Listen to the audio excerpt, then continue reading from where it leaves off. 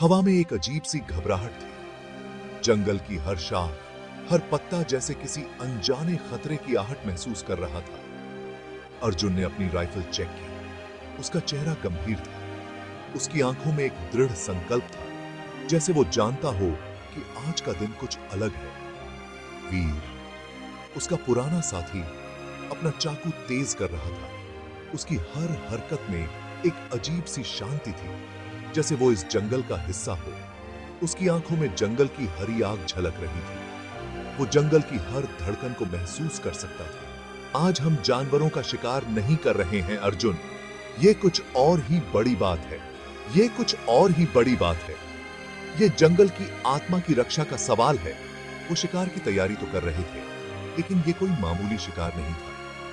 ये एक मिशन था, एक खोज थी, लेकिन ये कोई मामूली शिकार नहीं था। ये एक ऐसी यात्रा थी जो उनकी आत्मा को झकझोर देगी। ये सच्चाई की तलाश थी जो जंगल के धड़कते दिल में कहीं गहरे दफन थी। एक ऐसी सच्चाई जो सदियों से छुपी हुई थी, जो जंगल के धड़कते दिल में कहीं गहरे दफन थी। ये जंगल की आत्मा की खोज थी। ये फुसफुसाहटें प्राचीन रहस्यों की थीं, जो हवा में गूंज रही थी। ये रहस्य जंगल की आत्मा की रक्षा के लिए थे, एक ऐसी शक्ति की जो इस धरती की रक्षा करती थी। ये शक्ति जंगल की आत्मा थी जो हर पेड़, हर पत्ता में बसी थी। एक ऐसी शक्ति जिसे खतरा था। ये खतरा बाहरी दुनिया से था, जो जंगल की शांति को भंग कर सकता था। क्या तुम इसके लिए तैयार हो? ये सवाल अर्जुन के दिल में गूंज रहा था। जंगल जैसे अपनी सांसें रोक के बैठा है। हर पेड़, हर पत्ता जैसे उनकी हरकतों को देख रहा था। अर्जुन ने अपना बैग बंद किया। उसकी निगाहें दृढ़ हो गईं। वो खतरे जानता था, लेकिन कुछ रहस्य इतने महत्वपूर्ण थे कि उन्हें अनदेखा न किया जा सके। उसकी निगाहें दृढ़ हो गईं। वो खतरे जानता था, लेकिन कुछ रहस्य इतने महत्वपूर्ण थे कि उन्हें अनदेखा न किया जा सके। ये उसकी नियति थी। लेकिन कुछ रहस्य इतने महत्वपूर्ण थे कि उन्हें अनदेखा न किया जा सके। ये जंगल की आत्मा की पुकार थी। जंगल अपनी सांसें रोक के इंतजार कर रहा था। हर पेड़, हर पत्ता जैसे उनकी हरकतों को देख रहा था।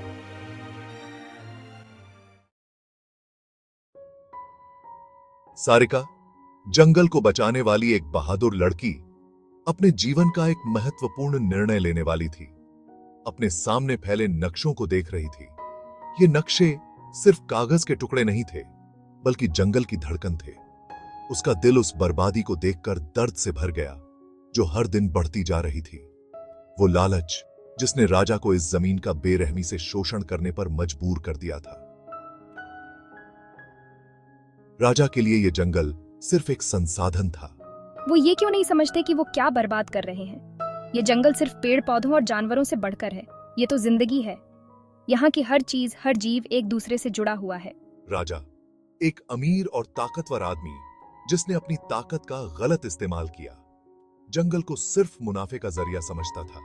उसके लिए यह सिर्फ एक व्यापार था। सारिका जानती थी कि उसे राजा को रोकना होगा, लेकिन यह आसान नहीं था। लेकिन कैसे? कानून राजा के साथ था, जिसे उसने खरीद लिया था। हर कदम पर उसे चुनौतियों का सामना करना पड़ता। राजा ने हर किसी को खरीद लिया था। उसकी ताकत और पैसे के आगे सब झुक गए थे। कोई ना कोई रास्ता जरूर होगा। कुछ ऐसा जो इन्होंने सोचा ना हो। मुझे हार नहीं माननी चाहिए। कुछ ऐसा जो इन्होंने सोचा ना हो। मुझे हर हाल में इस जंगल को बचाना है। तभी उसके फोन पर एक अनजान नंबर से मैसेज आया। यह मैसेज उसकी उम्मीद की किरण बन सकता था। ये उस शिकार के बारे में था जो जंगल में हो रहा था। यह शिकार सिर्फ जानवरों का नहीं था, बल्कि जंगल की आत्मा का था। उस प्राचीन शक्ति के बारे में जो जंगल में रहती थी। यह शक्ति जंगल की रक्षा कर सकती थी। सारिका की आंखों में उम्मीद की किरण जागी। शायद यही वो जवाब था जिसकी उसे तलाश थी। शायद यही वो जवाब था जिसकी उसे तलाश थी। अब उसे इस शक्ति को ढूंढना था और जंगल को बचाना था।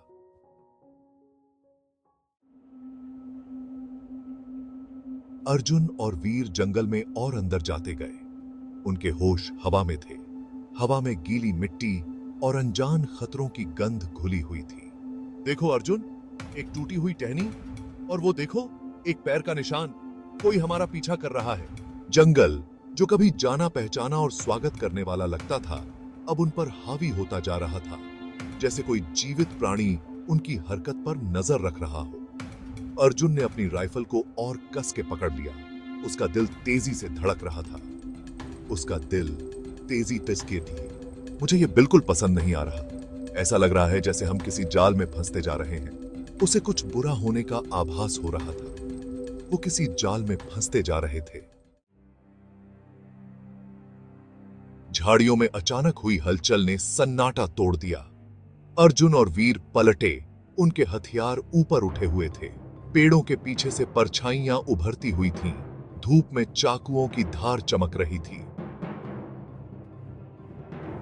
राजा के आदमी, वो हमारा इंतजार कर रहे थे। हवा में बंदूकों की गूंज और धातुओं के टकराने की आवाज गूंज उठी। अर्जुन और वीर फंसे हुए शेरों की तरह लड़ रहे थे।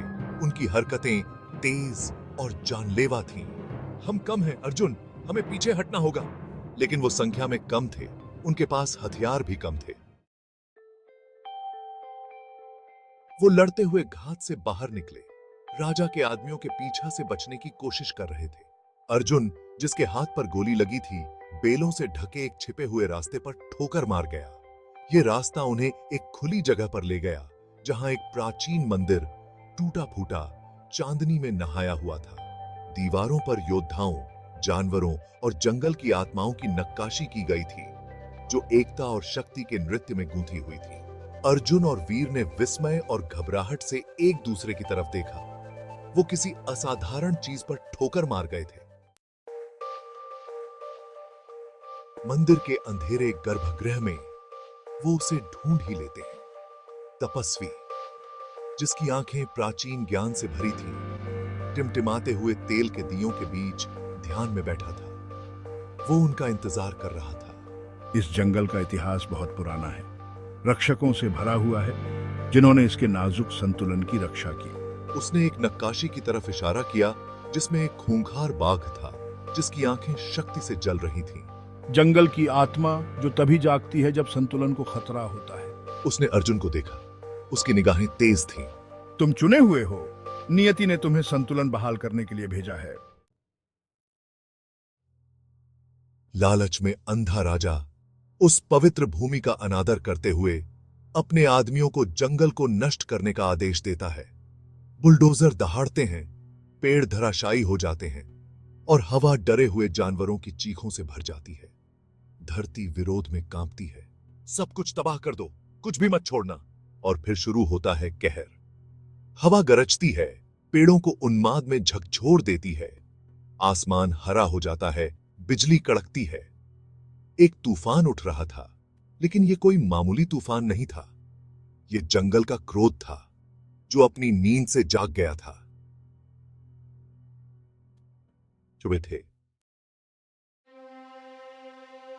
जैसे ही राजा के आदमी डर के मारे भागे, अर्जुन तपस्वी के शब्दों और एक ऐसी शक्ति से प्रेरित होकर, जिसे वो समझ नहीं पा रहा था, अपनी जगह पर डटा रहा।